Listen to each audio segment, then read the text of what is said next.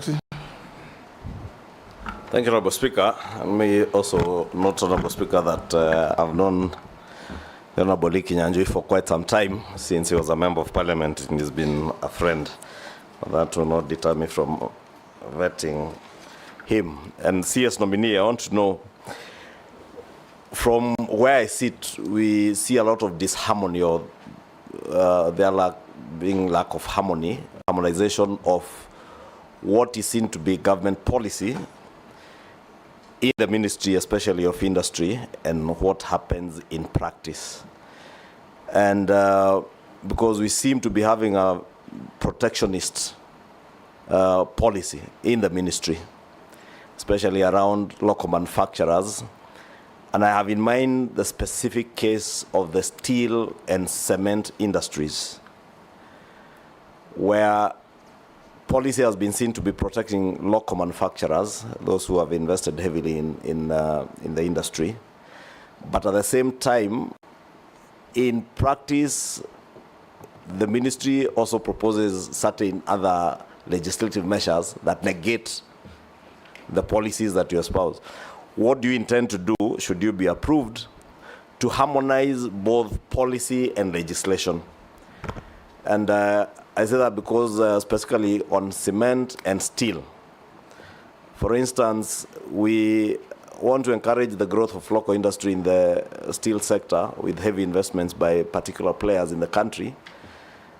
But legislation then comes to Parliament that in a way is also killing small industrialists. And you find that you are protecting the very big industrial setups, but also killing cottage industries. Look at the people who are smelting the scrap metal you're talking about, and those who are processing iron ore to steel. Look at those who are manufacturing mabati, iron sheets, and wire rods. And the legislation around it and what the ministry espouses as government policy.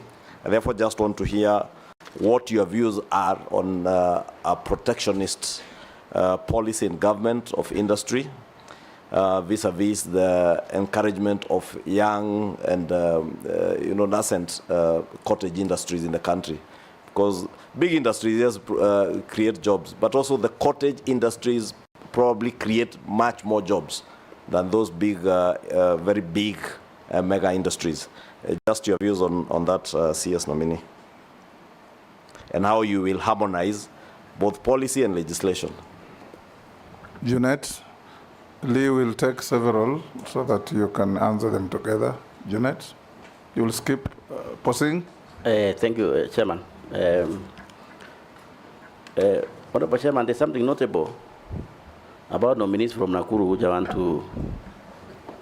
want to bring to the attention of the nominee. We have vetted 3 people from, this is the 3rd person from Nakuru, Honorable Chairman. We are vetting in less than 2 years, or 2 years exactly. And at the moment we vet somebody, and I want the Honorable Kinyanjui to know this, when we finish vetting that person, we approve. Then 1 month down the line, if you ask who is the Minister for ICT, nobody remembered her. I'm telling you. Nobody even remembered whether there was a Minister of ICT. Then the first man who went to lands, there was a problem. So, Honorable Kinyanjui, are you going to be part of the same? Was that a fate? But my question is, Honorable Kinyanjui, this idea of economic zones has been criticized by some critics and given a proposal, which I want to know what is your thinking about it. They are saying, rather than having those economic zones in counties, that you, as a minister now coming for industrialization, that you don't focus on that. What you do, you focus on economic niche of counties. Fund some budget for specific counties and develop that economic niche. And they give examples, like, for example, in Turkana, there's oil. So if there was money, you develop that economic niche for Turkana, we'll develop a country from that point, and it will actually contribute to our economy. West Pokot is mining. I can assure you that. There's a lot of minerals in West Pokot. So rather than doing these economic zones, why don't you find money and develop that economic niche? Tourism, Narok, and then also maize in, for example, Kitale. What do you think about people who think like that, rather than just having these white elephants, in my view, called economic zones without actual economy? Thank you, Chairman.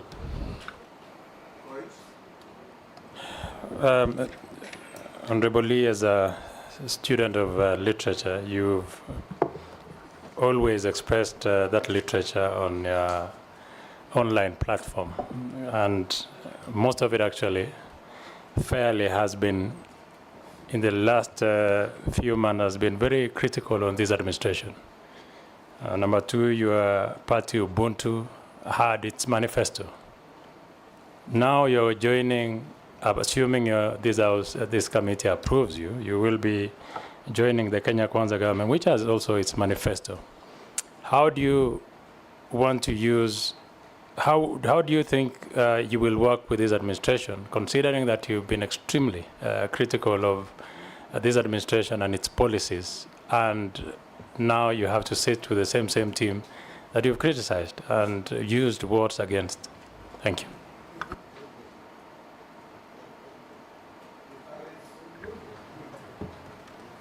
Chairman, I don't have any question. Okay. I just want to assure Posing that the fears of Nakuru now will be sorted. I hope that the positive development... Lee, you can proceed to answer questions. Posing is not being vetted here. So thank you, Chair. Allow me to start with the Honorable Koech and to say that I have used my knowledge sometimes to be critical of the administration, but I also want to correct. There's a difference between being critical of policies and being critical of a government. If, for example, we say pending bills are affecting businesses, that is not an affront on a government. It is a plea from the business community to try and ease cash flows so that businesses don't fail. If we say taxation beyond a certain point can stifle growth, that is not criticism. It is actually positive criticism, so that if you take it, then everybody is a winner, from the government to the citizens and all that. And I think it's really important for us to also embrace that even when you're in office, including myself, it is not possible that I'm the only one with ideas. There'll be people from out there who will think I can do something better. And the right thing is to give them that avenue. And possibly, if they have better ideas than myself, also to listen to them. And I think, personally, I consider that as my role as a patriotic citizen. Whenever I see something that I think is not right, to raise it, and possibly hope that the policy makers, whether in Parliament or in the executive, can also take it up. With respect to a political party, it is true I have formally resigned from Ubuntu, but my heart is also very connected to the Ubuntu philosophy, which simply talks about I am because you are.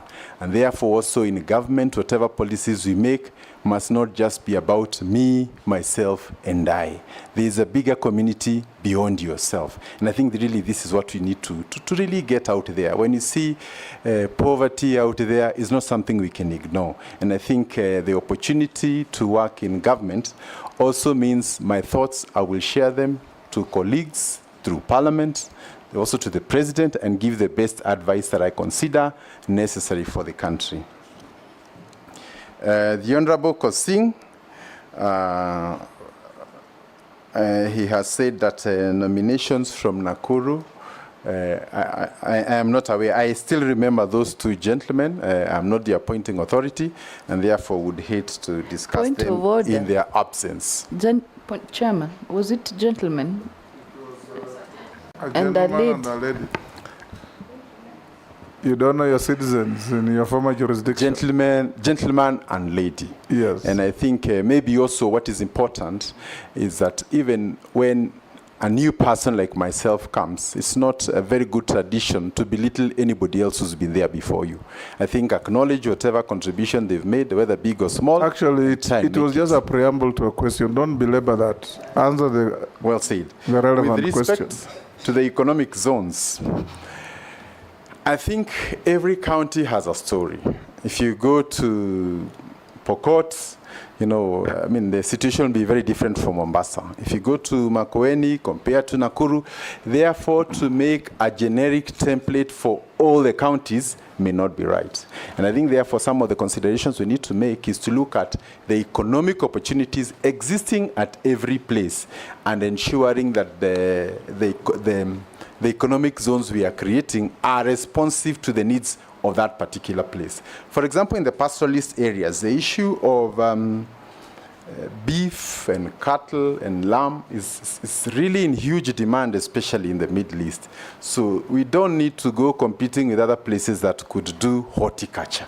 So how can we empower areas like Isiolo and some of those places, Kajiado, Samburu, and the other places, so that they become our best practice examples when it comes to bee farming and these other things. So I think it is true that there's a need to rationalize, and I think more importantly also, is to, some of these counties are very close to each other. So sometimes to have sufficient raw materials to run all these economic zones may be a challenge in future. Therefore, the need to rationalize and also ensure that we prepare the public.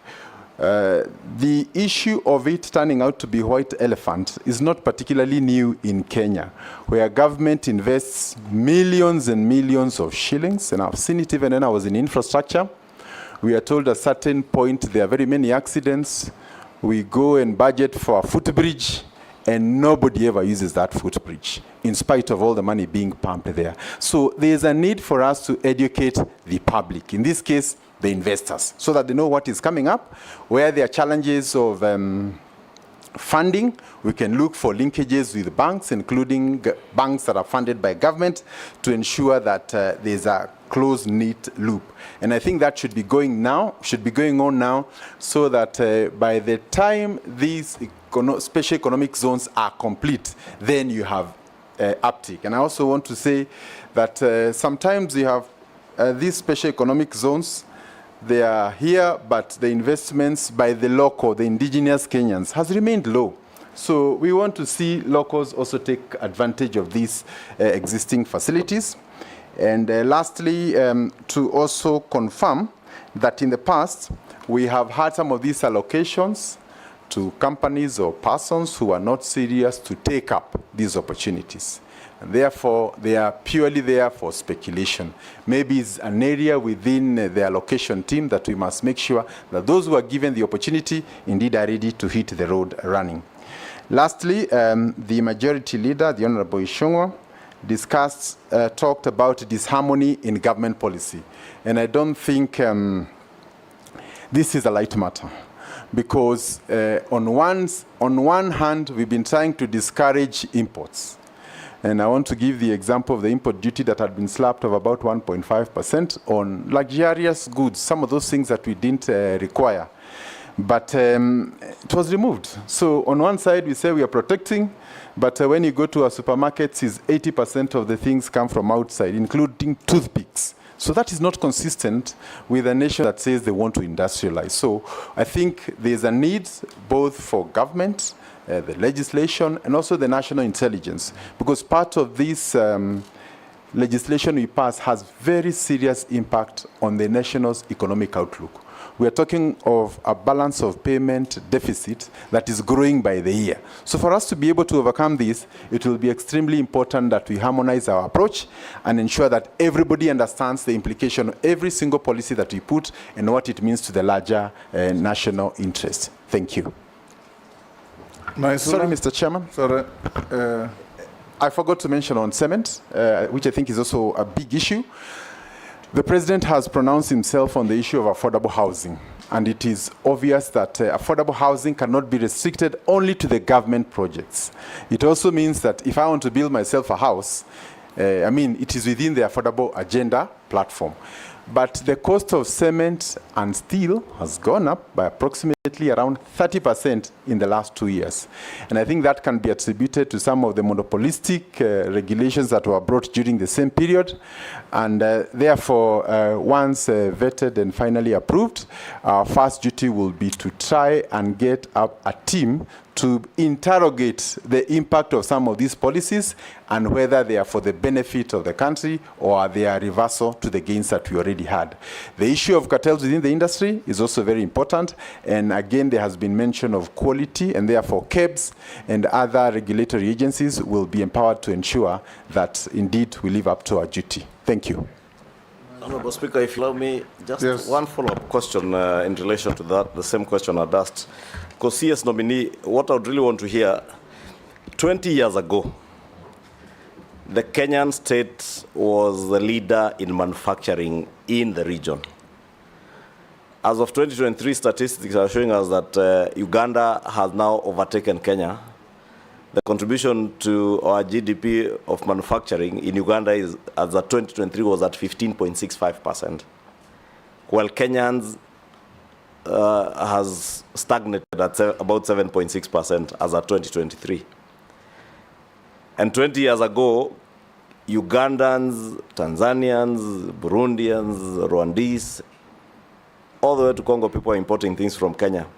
What is it that you intend to do as a Minister for Trade and Industry to get us back to where we were at least 20 years ago, if not anything else? Because, and I agree with you, it is these protectionist policies that in a way are negating those gains.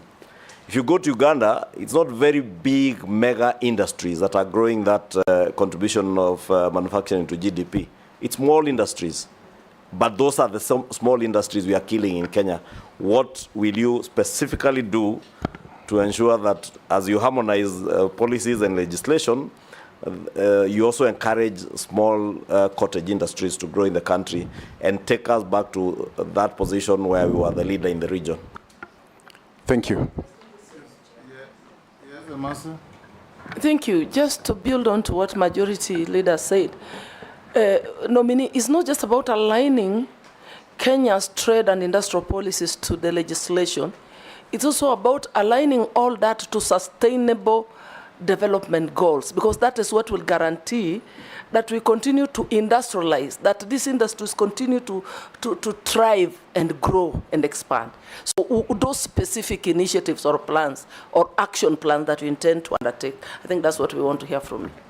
And maybe to guide you, CS nominee, for instance, we are signatories, and I see you are a consultant with the Africa Continental Free Trade Agreement. And having been a consultant, I don't know whether you still continue working as a consultant, but this African Continental Free Trade Agreement allows free access to markets of countries that have are signatories to this agreement, from Southern Africa, East and Central Africa.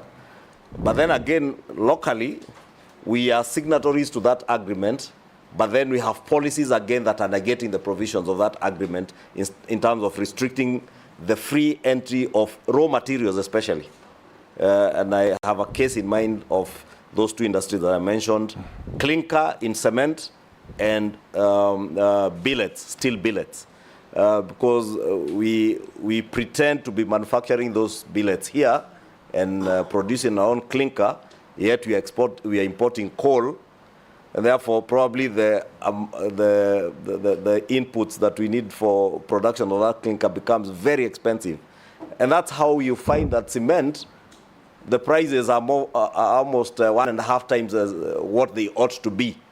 And therefore, I don't know what you will do, but really it is something that needs someone who will be very bold to confront all the players and be able to have a very balanced program of how you balance those trade agreements, the growth of our cottage industries, and protection of big industry. Lee will take the Deputy Speaker. Yes, mine is brief, just as a follow-up question.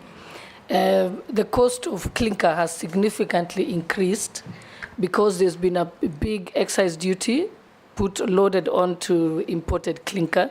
So you've alluded to the cost of cement, and that is something that's been done in the last few years. So what are you going to do? Because the only way to bring down the cost of cement is not to load excessive excise duty on imported clinker. Because the clinker, we can't produce all the clinker in Kenya. I think 85% of the cement component is clinker. What are you going to do about it? Because that's the biggest challenge facing the building industry, and that's squarely in the hands of your ministry that you're nominated for. Thank you, Dawood. Thank you, Mr. Speaker. Mr. Speaker, to the nominee, he's been a former governor of Nakuru, and myself, I'm the patron for street families in Meru for the last 20 years. can the nominee confirm during his tenure as the governor for Nakuru, he picked up all the street families, street boys and girls, put them in a truck and went and threw them in a forest?